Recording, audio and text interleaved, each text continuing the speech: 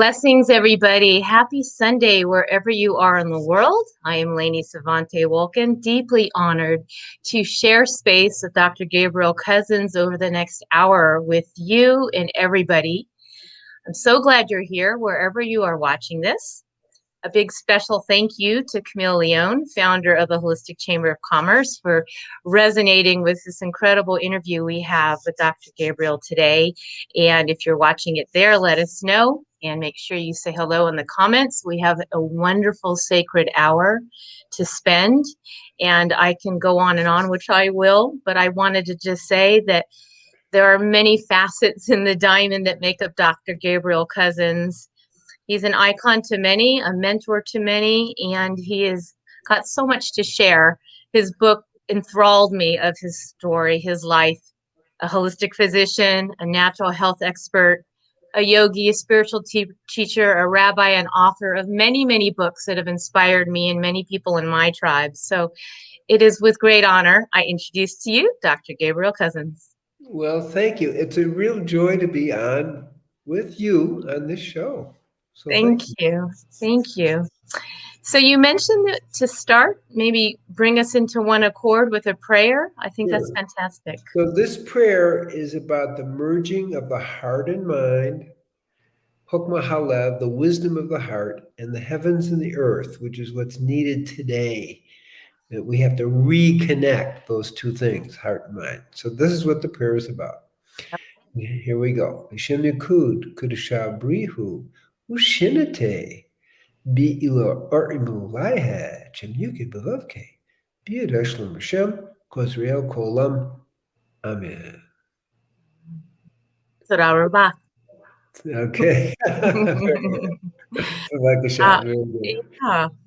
So when they wrote to me and asked me if I wanted to have you on, it was not even a question. Being a food healer and so many things in your book, and there was so much to your life that I wondered if you sat there and have you been tracking this in a journal, or you just have an extraordinary recall, because the details in your book it goes on. I couldn't believe it. The Malcolm X, the Black Panthers, the extraordinary beginnings.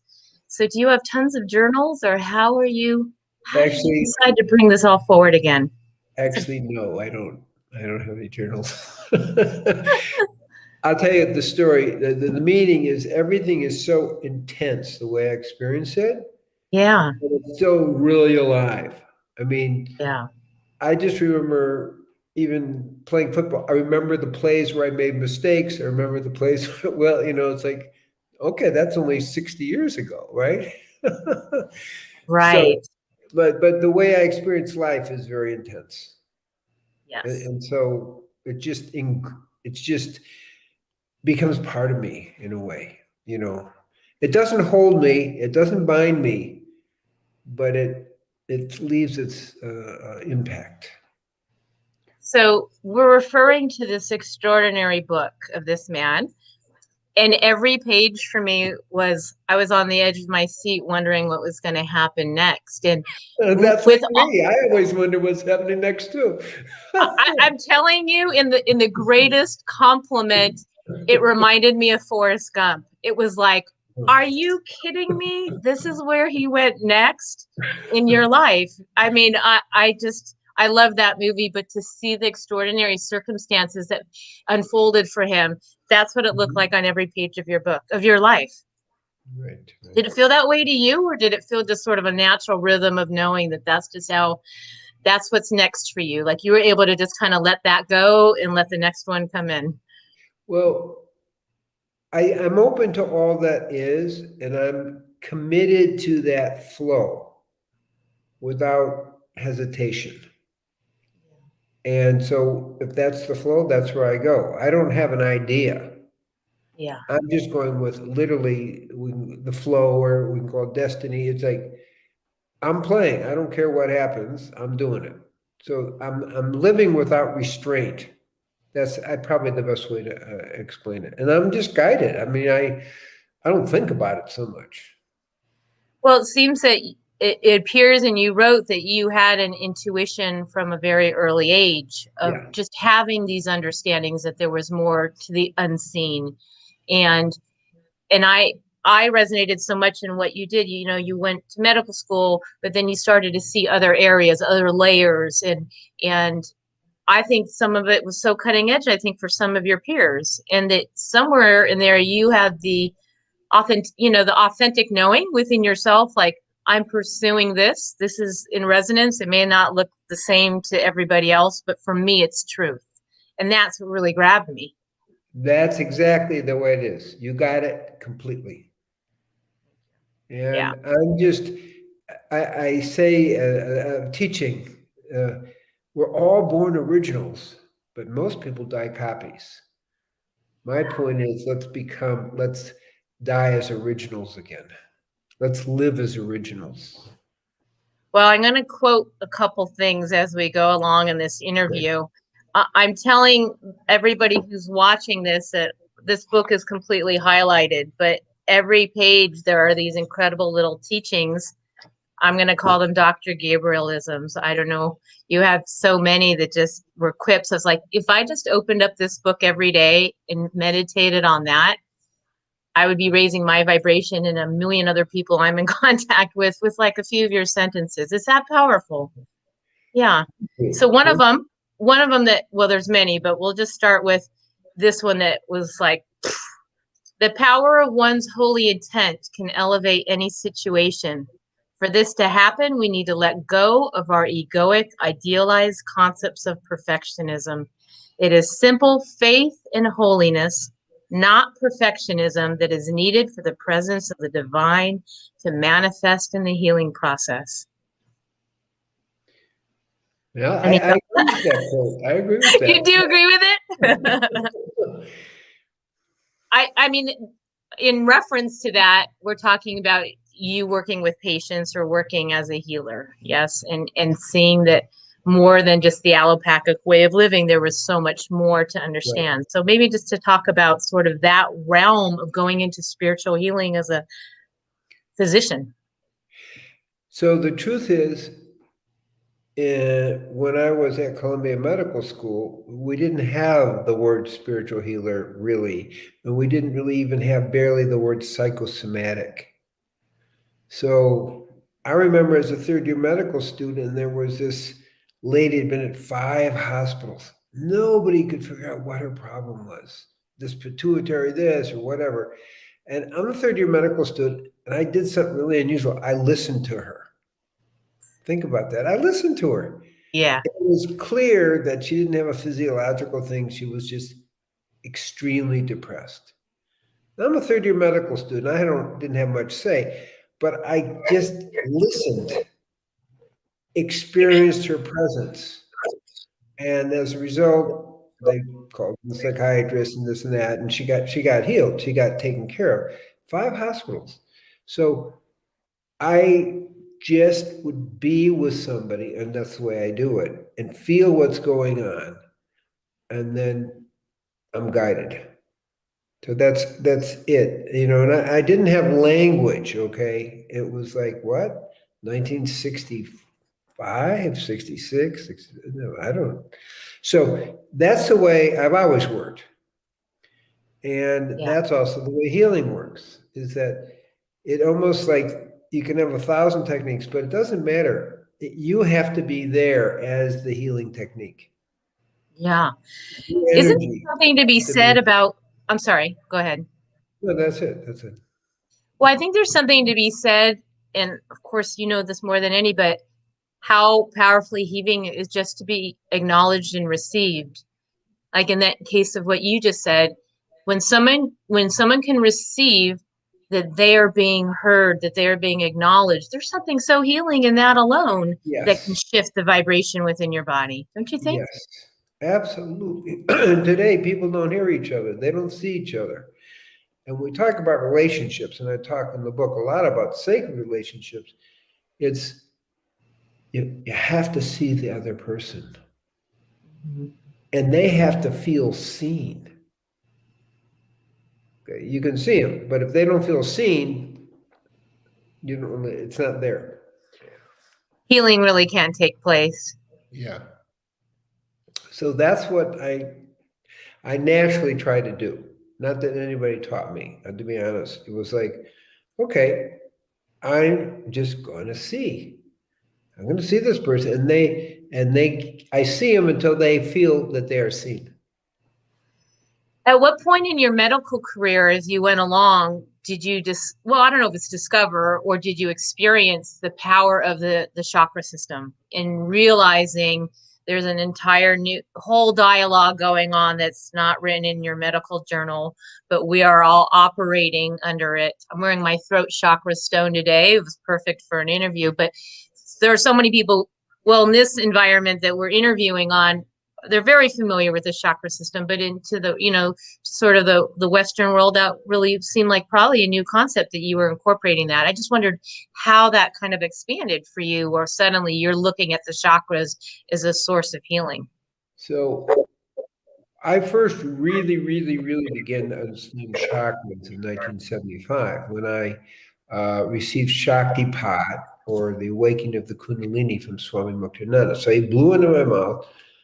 I went into this state and I saw all the chakras, saw all the petals, and I saw all the meanings with every petal. So I was, profoundly introduced to it. I mean, each chakra has a different set of petals.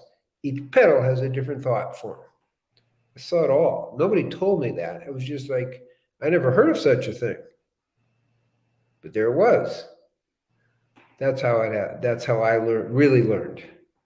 And it was in myself, because each chakra system lit up. And I didn't see them as flat. I saw them as round. Mm-hmm. And I think that's an insight, because chakras are three-dimensional. So you have the heart chakra, but it goes all the way to your back. Mm-hmm. It's not a tube. This is my experience. It's a sphere. I was going to say, is it like a cylinder in a way? Yeah, but more of a sphere. Sphere, got it.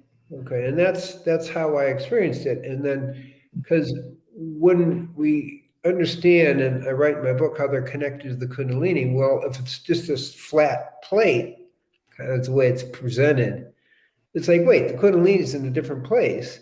So that flow of the Sushumna, which is the central channel, I'm just saying it for everybody. I know. Yeah, no, please. I would elaborate on Shaktipat. I mean, I'd like to expand into Kundalini. I mean, those are all questions I would love to. Yeah, so absolutely. Think about there's 72,000 nadis, and there's three main ones: Ida, Pingala, and Sushumna. Sushumna is the central channel in the subtle body system through which the energy called Kundalini moves. Kundalini is the creative force of the universe. Okay. So, and it moves through the chakras. So when you understand there's a sphere, that's actually covering your whole being here. Then the Sushumna is moving through the chakras. It's connected. And that way, when it's moving, it's activating all the chakras. Now, when I say activating, I write my book about it being, not in this book, but a different book, they're being closed, but they open. It's like a flower opening. And then the thought forms connected with that chakra begin to reveal themselves. That's the key, what I'm saying. So here's this flower opening, and this beauty is happening. And that's how I experienced it. I didn't read that in any book. And then, so most of my knowledge is direct. It's not like I read or and I won't use the word self-taught. It's just what happened. And so I began to understand that flow. Now the Kundalini, when I received Shaktipat, I didn't really know what that was. It was a long story, but basically Muktananda, I met him in Oakland. I was living in Petaluma, California. And he said, that's why they have to read your book, because they're only going to get a little bit today, but they're going to get a lot of it in here. Yeah. And so he said, you want to learn about these things? Just come to my intensive. So he blew into my mouth. And that's not what usually happens. Okay. And so his prana came into me, his life force. And as it went down, and everything began to explode, and then it went up, beyond the crown into the nothing. And then coming down, I had all these understandings. But as it went up, I saw all the chakras, all the petals, all the information, and then later, it unfolded after that. That's how that And then works. you incorporate it into your knowledge of medicine. Because once you get what the chakras are, and that's how I got the Spiritual Nutrition, the Rainbow Diet, which I wrote in '86. It's like, okay, you're eating and you're feeding the chakra energies as well. Yeah. So green is feeding the heart energy. So your vegetables, and and my teaching was we want to eat the full rainbow throughout the day. So we're activating all the chakra systems because the frequency is in the color, the outer shell of whatever you're eating. I think my partner in produce is here. Her name's Joanna. And I just told you that we wrote the Food Healing Oracle deck. And we had been given this understanding that Mother Earth really wanted to share the deeper meanings of food, and that there is an inherent consciousness around food, and that it supports your emotional, mental, physical, and spiritual well-being. And so we created this deck. So I look at you're on 13 books. I don't know how many books you have, but so many of your books talk about really where we're headed with this idea to share with people that why are you craving red? Why are you craving that food? What does it relate to your chakras? How is it related to the 5 elements? All these pieces are so interwoven that I think so many people don't know unless they really have to experience it from themselves or share. So I'm enthralled, and I know there's a lot of food conscious healers, life coaches, food coaches, nutritionists watching today. So I would love to share about that world of yours and how you incorporated that, because yes, what we eat is everything, but not everyone takes that to heart. How you've introduced it to the world. So food is frequency. That's how I look at it. So when I'm eating red, I'm eating the frequency of the, base chakra. I kind of put it that way. Yeah. And so that's why I say it's good to eat the full cycle of the rainbow throughout the day, because you're, in a sense, bringing those frequencies into the chakras, all the chakras. So that's not the only way chakras gain energy, because I mentioned the Kundalini is a spiritual force. It will work on different chakra areas as part of the healing, as part of the opening up of your system. So when it becomes kind of liberated in the flow, all the chakras are flowing. Now that doesn't make you liberated, but it is part of the transformation of the physical, because this chakra is a little bit more physical. It's subtle body, but that's still, to me, part of the physical. And all that has to be in order. So in this process, each one has to reveal its consciousness to you. What point did you decide to become plant-based and vegan and honor that lifestyle? And is it because of what we're discussing right now? Or were there other reasons? You had high cholesterol and decided meat wasn't for you, or is it more about the consciousness? It's a funny story. So my wife was pregnant with our second child, and we had this nightmare that the fetus was a chicken and we're going to eat it. It's a nightmare. We both had the nightmare. You both had it. And we both became vegan after that day. How long ago was that? It was in 1973. Do you feel vegan is the best diet for all of our bodies at this time? Obviously you can just, I love your So I think the key is, the answer is yes, if we see it as the diet for this time and for the future. But you have to know what you're doing. Yes. So it's not like, oh, I'm going vegan. It's like, no, we have to be scientific. We have different constitutions. Some people need more protein. Some people need less protein. So one has to be a more self-observant to be a successful vegan. Okay, and that's about 99% of the people I work with, as I guide, are successful because we're looking at constitution, we're looking at kind of the balance of the foods, protein and carbohydrates and lipids. And so once people kind of get that balance, then it's real easy. Some people, I don't need a lot of protein. Other people need more. So we have a range of 35 to 70 grams. Okay. I'm more like 35. And that works well. And this is an example.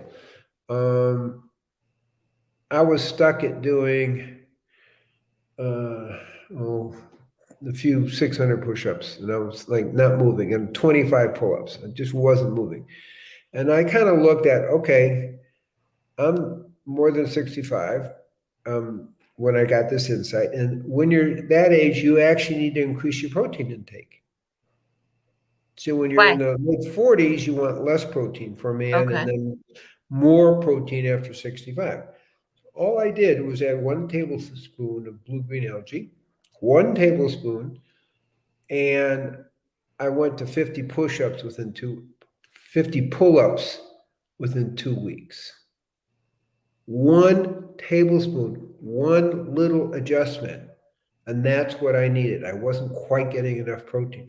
That's the kind of thing we can do. We have to be very scientific and thoughtful about it and make these adjustments. So now I'm a little bit older. I'm in 78 type. And okay, so I had 1,300 push-ups today over the last month because I have a diet that totally works for me. I have that energy. It's just endless energy, but I'm just giving you an example of when you get it organized, you can do pretty well. And you get increased flexibility, increased strength, increased endurance. These are all things that really happen when we fine-tune our diet.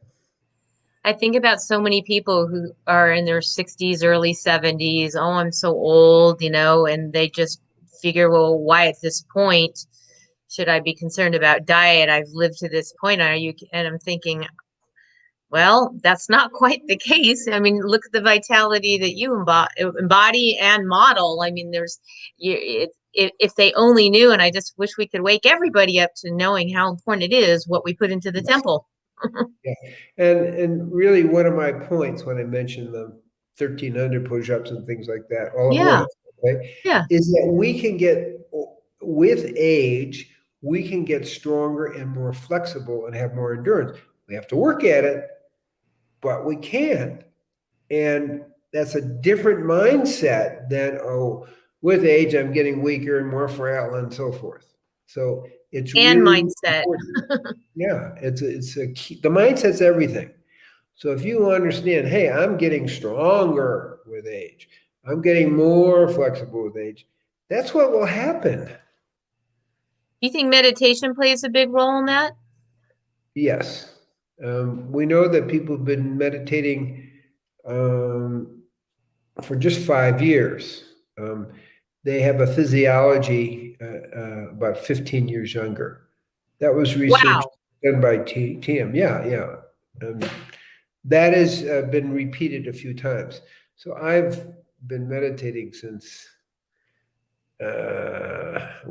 quite 40 years, 47 years actually. Well, reading in the book how it seemed like at one point you were, really resonating with it up until the point where you were up to 6 hours a day. And my mind was so trying to embrace what that experience is like to meditate 6 hours a day. I mean, I think I had to stop and think about that for a long time.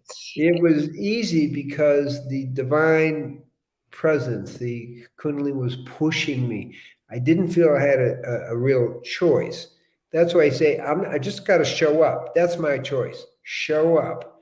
and let this happen. Because I wasn't just meditating 6 hours a day. I was also chanting 4.5 hours a day. So that's about 10.5 hours. Full on, just a different universe. Okay. But that's part of the waking up process. You have to show up. And this is important. I didn't choose to do that. It did me. And I write it in some of the poetry in the book. It's like, okay, I'll show up. I have to show up. But it was guiding me. It just took over because that's what I needed to wake up. That's what I needed to transform my consciousness in my physical body. Now, I didn't think that. That was what was happening. Does that make sense? Yeah, it makes great sense. In fact, it goes with one of your quotes. Every step on the path of enlightenment is a trial of consciousness.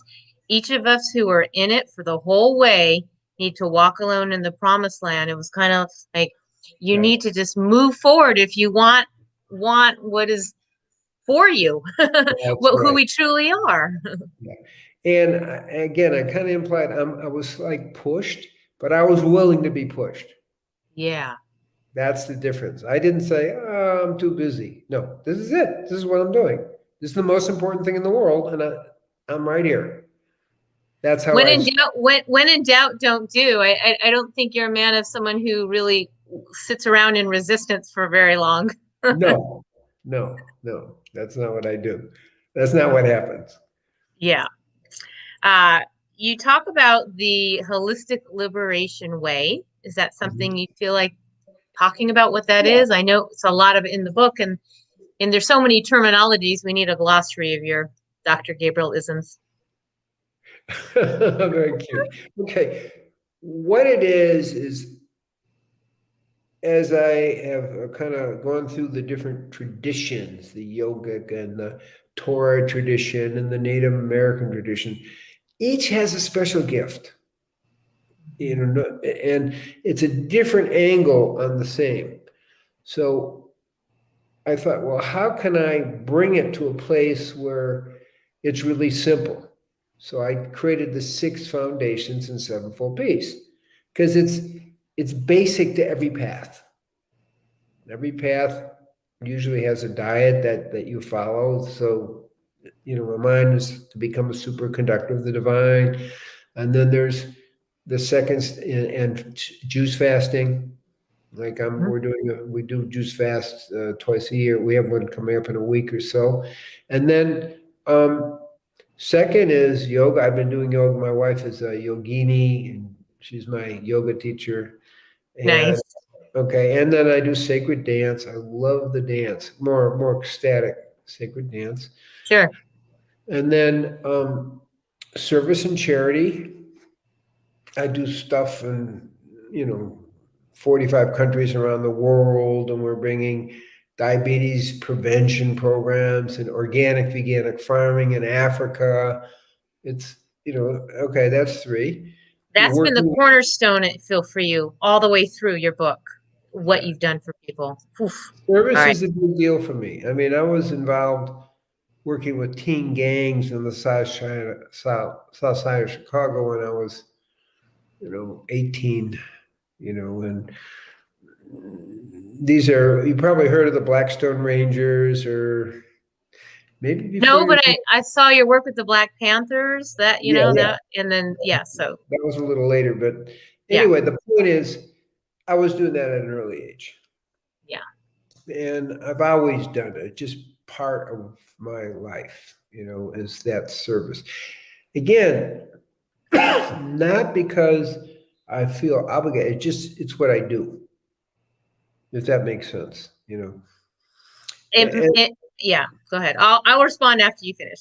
Okay, and then after that is meditating and working with spiritual teacher, which I did. I had 2 spiritual teachers, Swami Muktananda, Swami Prakashananda. And then there's much Shakti about, which is the awakening of the Kundalini energy. You asked that question a little bit earlier. Yes. So Kundalini is the creative spiritual force of the universe. Everyone has it stored at the base of the spine. And when it awakens, it begins to activate all the chakra systems and all what we call the nadis. How does it activate? How does someone know that they've activated it? Because it turns you upside down if it's really going on. So I'll give you an example. So after I received the Shaktipat, I was like wide awake for 3 days, and then a red rash went up the back of my back in a serpent shape. Literally. Literally, yeah. It Wow. lasted about 2 weeks. My hands, my palms turned really, really red too with that. So I didn't have much of a question. Something had happened. Okay. The whole system had been activated. Plus, there's a major shift in consciousness. So that's how I knew, and I could feel it, and I could see it. Okay, so that's the basics of the 6 foundations. Okay, meditation is a key basic. It's number 5. Number 6 is Shaktipat. Now, Shaktipat is where you receive the awakening energy from the spiritual teacher. In this case, Muktananda touched me and blew into my mouth. Okay. And then after 7 years with him, when I took my leave, well, actually, a month before I took my leave, then he empowered me to also give Shaktipat, to be a vehicle of that grace coming through to awaken people. So it's a cosmic force coming through. That's probably the best way to understand it. That then can awaken the latent cosmic force in everyone. That then brings them to the divine. So that's how that works. Now, along the way, because I was a psychiatrist, and he looked at it, put me in charge if anybody had trouble with Kundalini, and we had a first Kundalini crisis clinic. I love that Kundalini crisis clinic. That's good. Well, for some people, it gets out of hand. They're not quite ready to handle it. So I remember someone telling me he had to shut it down. It was too much. I remember someone. Yeah, I remember. But I don't like people to shut it down. But I work with people so they can make it flow correctly. Got it. Yeah. Okay. Sometimes I just have them meditate with me, for a day or two, and it gets in order.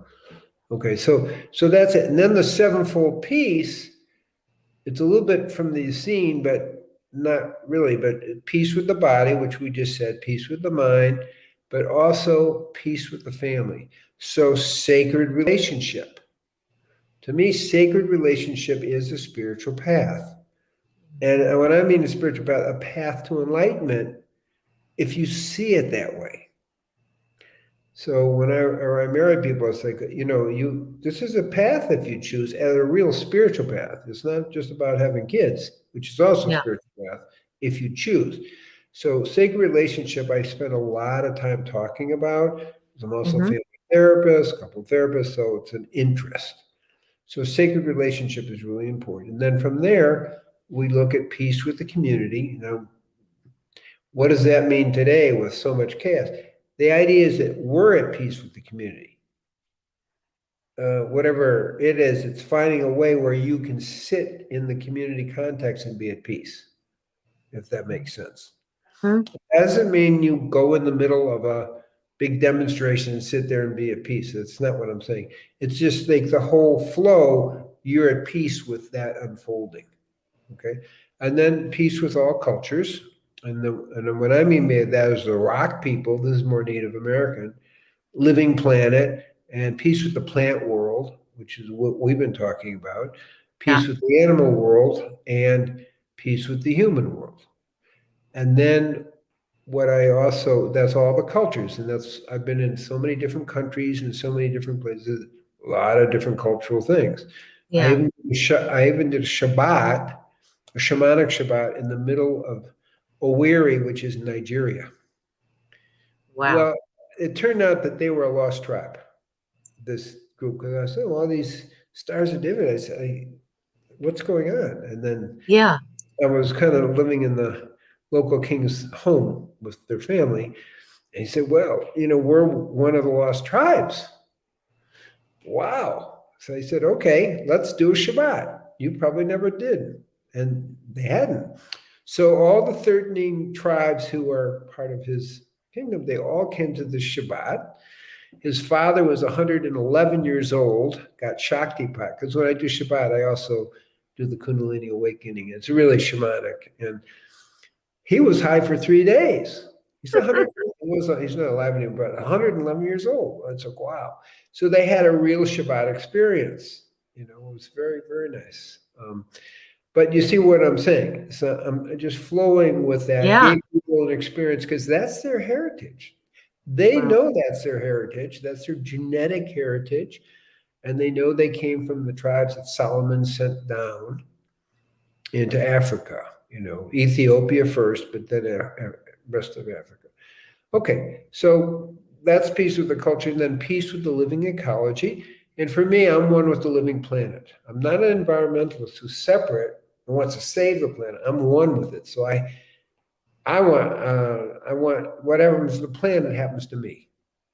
And then peace with God.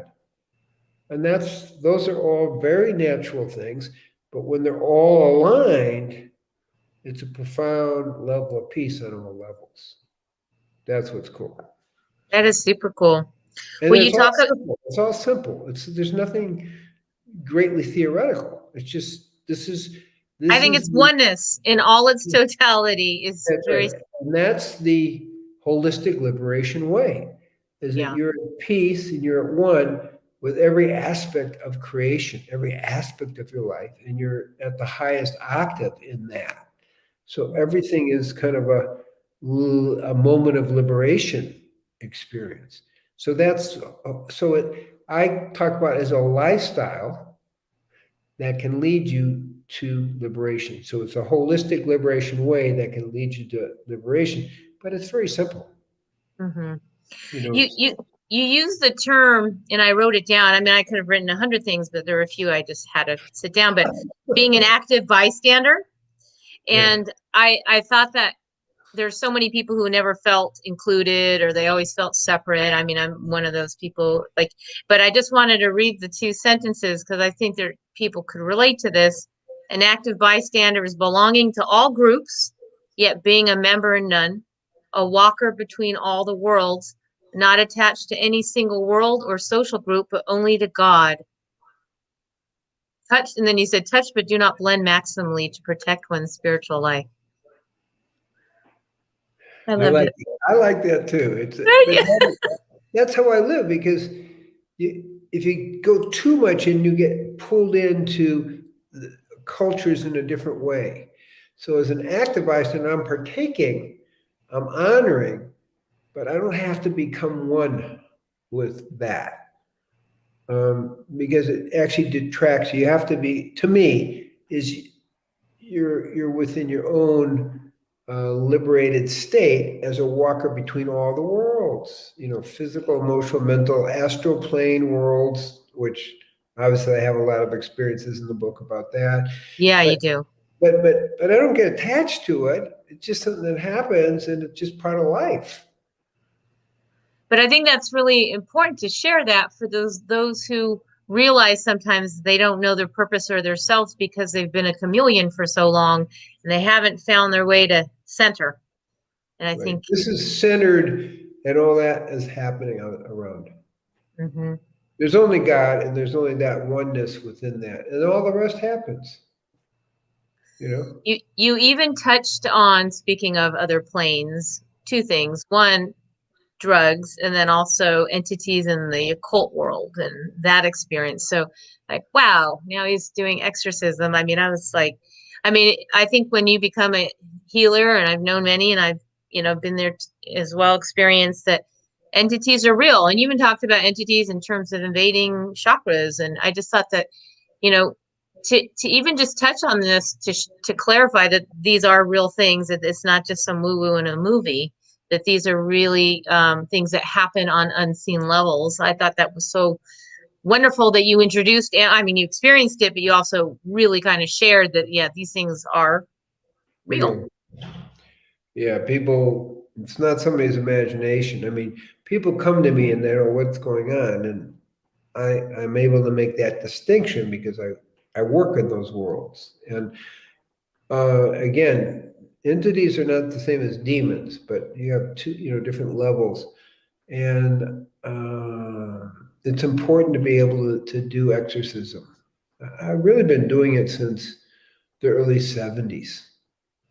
I had a really good mentor, and then in the Jewish kind of early Jewish traditions, they did a lot of exorcisms. That was just part of what people did. If you want to be part of the Sanhedrin, the great council, you had to have those skills. It was just, of course, you do that. It wasn't like seen as unique or unusual. And on a not a less intense aspect, when someone walks into the room and they're picking up somebody energies, they can, if they learn how to clear themselves, they know it's not theirs. They picked up somebody's other stuff, Yes. Yeah. There are different levels. I mean, I mentioned going to the concentration camps and the lost and confused souls and doing ceremony to release them. People could see the souls going up. Yeah.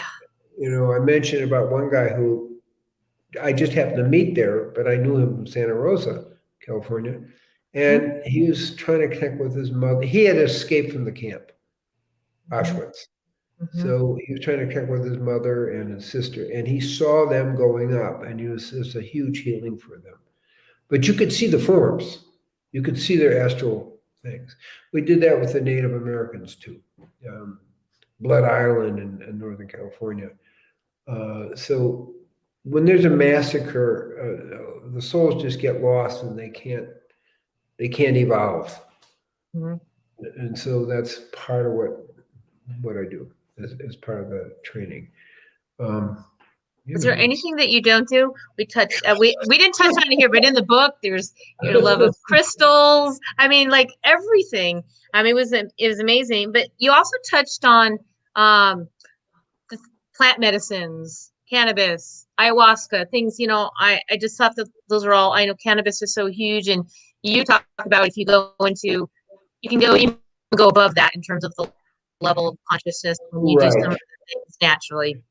I mean, in the 60s, when I began doing work, as so many people were having freakouts and things, it became an important part of my work was to help people kind of reintegrate. But also, even with cannabis, there's a lot of entities people pick up because your system gets open and they love to come in with that kind of thing. So we have that, and ayahuasca, same thing. And the ayahuasca shamans are aware that this happens, but they don't do anything. So I see a lot of people have taken ayahuasca where they clearly have entities, and we do the work, and they get clear, and they go on their way. So were you ever part of Timothy Leary's world? Seems like you guys might have. Not too much. I wasn't so much. I didn't really do drugs per se. I tried everything a little bit once because, like, okay, I'm helping these people. What's going on? So I needed to have but by and large, it wasn't. It was science. Yeah, and it wasn't my thing. Why? Because I was going so much higher than the astral plane. Why do I need to come down to that plane? Yeah. So to speak, if you get what I'm saying. So I had no big need to do that, honestly. Because it wasn't, I saw immediately it wasn't really any level of truth. Astral plane is not the true truth of what's going on because we're way beyond the astral plane. I saw that. I just intuitively. How many dimensions? When people say, "Oh, I went to the 12th dimension today," I'm like, "Oh."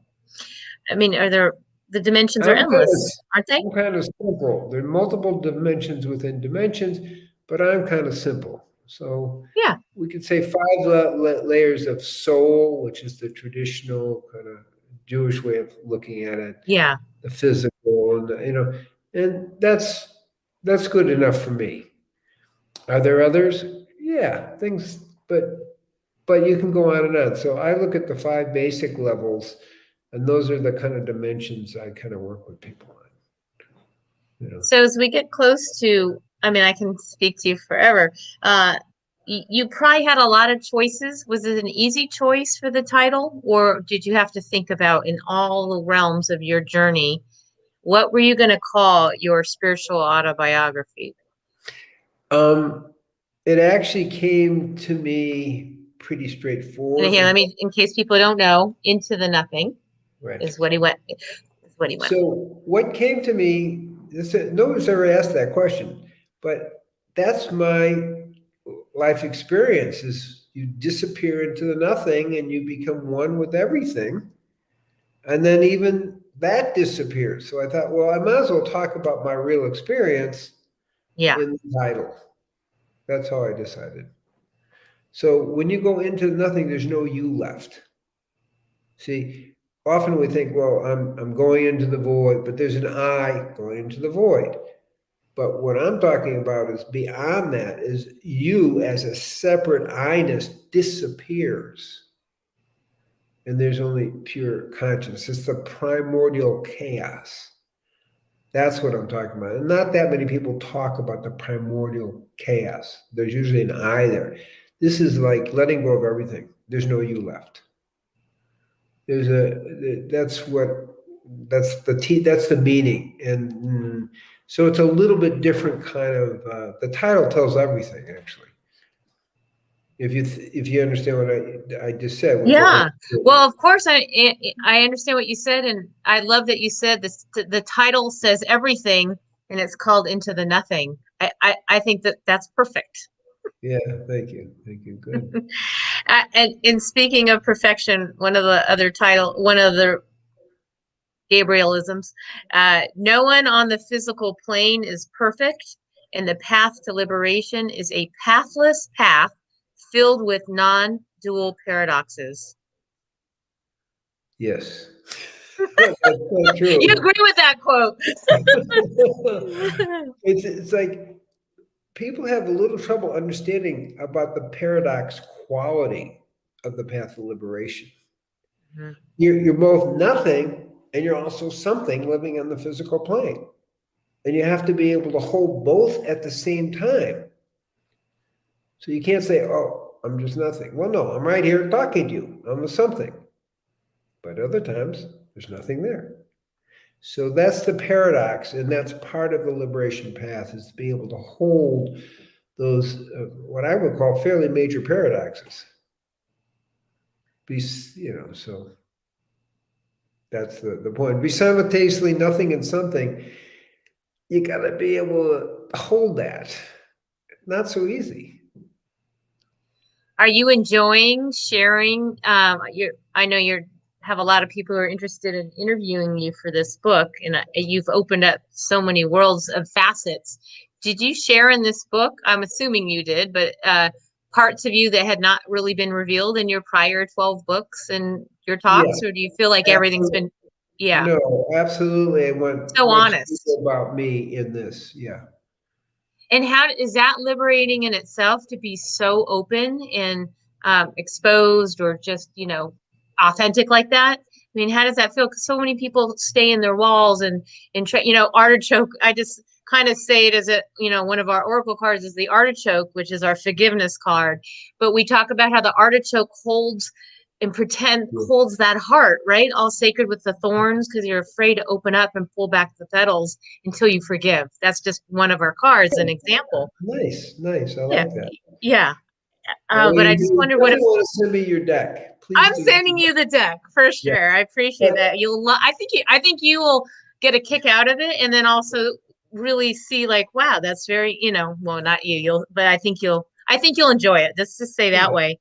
But to get back to the question and how, that's, to me, that is one of the biggest challenges people have, is being able to be so open. And you just said, here I am in this book. I didn't think about it as being open. Oh. Just for a second. I was just being. And in the kind of state, there's really nothing to fear. So there's nothing to protect. That's all ego. So I was just simply sharing my beingness. That was how I perceived it. It wasn't about being open. It's like, it was being authentic. It was being in beingness. It was being in oneness. And it's like, that's what it is. So share it. So there's nothing to protect at some point. But that point for you was probably a long time ago, where some Yes. people are still striving to get to that point, which is also so liberating. Yeah. So that's how I see it. I wasn't like, it's a big deal I'm sharing. It's like, no, it's time to share your path. And so it can inspire and support other people on the spiritual path. That's the point of the book. I mean, it's my spiritual autobiography, but the point of the book is to be an inspiration for people on the path. And by sharing it as clearly as possible, I'm hoping that's helping people. I mean, it is helping people. So. There's no question. Well, we went ahead and put the Amazon link into all the platforms you're watching this today. You can get Dr. Gabriel Cousens' book there.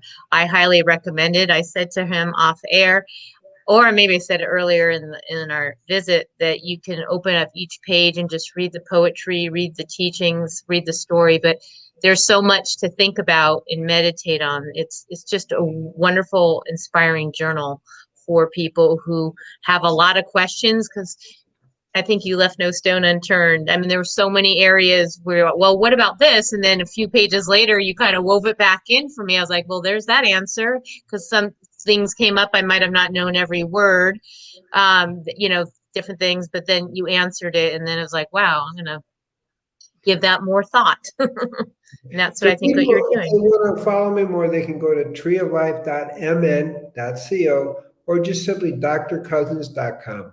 Okay, perfect. So they can tune into my programs, my fasting retreats, the 0 points, weekly teachings, all that. So you stay pretty active, it sounds like that, and you're enjoying Israel? The homeland. Can absolutely. Is COVID, any 2-second thoughts on COVID or anything you want to share in that regard, in case people wanted to know any viewpoints? I don't know where things are at there. It's all different everywhere. I just gave like a 2-hour presentation to Brazil on the COVID. But my focus is helping people move out of their fear. And it's pretty clear that if you're really healthy, and we call it the terrain, I think you're familiar with that. The terrain is everything. So if you take really good care of yourself, and there's a few supplements in there, vitamin D and zinc and so forth, your chances of getting COVID are very, very minimal, particularly if you do everything to protect your immune system and not do anything to undermine it. About half the people in Israel have gone ahead and got vaccinations. I'm not going to say that's going to be a great outcome, but there are a whole lot of people here who do understand what I just said. The answer is be healthy. And that's the way to go about it. And that's what I support with people. That's a great completion. Thank you for being here. Just stay on before, and we'll say you and I will exchange a few more words. Thank you, everybody. Bless you. I'd like to bless you and your good work. Bless all the listeners, that you continue to flower and bring your grace to the world. Amen. Aho. Amen. Aho. Thank you, Holistic Chamber of Commerce. Thank you to our Zeta Global Radio listeners. Again, you heard, we'll go ahead and repost all those links of how you can reach all the different ways to connect further. And you can go online. There are so many books that he's written. And I'm glad you talked about conscious parenting, and you wrote a book on conscious parenting. There's so many important things that you have to offer everybody. So go check him out if this is new for you. And for those of you who've known Dr. Cousens, thank you for listening and watching, and share this with others. All right, Dr. Cousens, we are complete. Thank you, everybody. Take care. Great. Blessings. Blessings.